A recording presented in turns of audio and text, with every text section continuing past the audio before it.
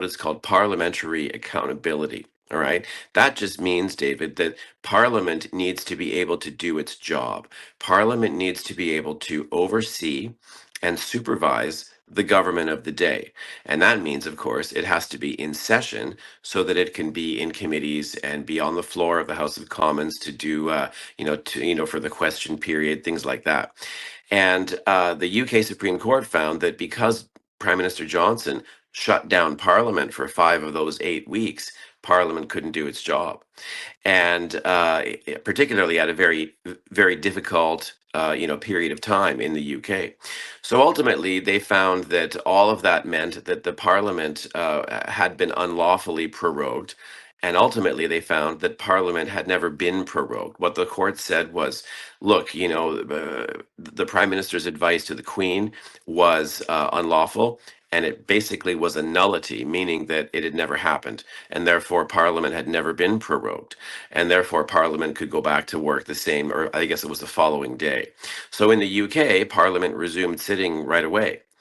So when you pull that back, then, David, to our case, you will see that, well, at least in our client's view, we're in the same kettle of fish, David. Basically, we're going to be saying that Prime Minister Trudeau's announcement last Monday really gave a whole bunch of reasons that don't add up to a reasonable justification. That was the catchword from the UK's decision. There's got to be a reasonable justification for the prorogation, and we're going to say that Prime Minister Trudeau's reasons don't add up to a reasonable justification.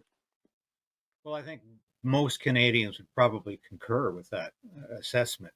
I find it interesting that Justin Trudeau was on MSNBC over the weekend with Jen Psaki, and he was asked about prorogation and does he think this is going to in any way impede his negotiations with President-elect Donald Trump?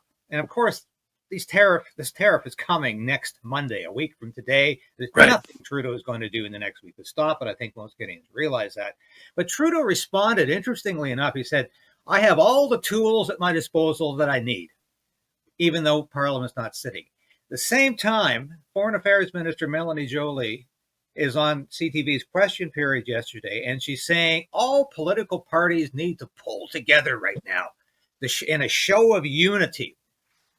And this is the same government that just dismissed all of these political parties from the House of Commons.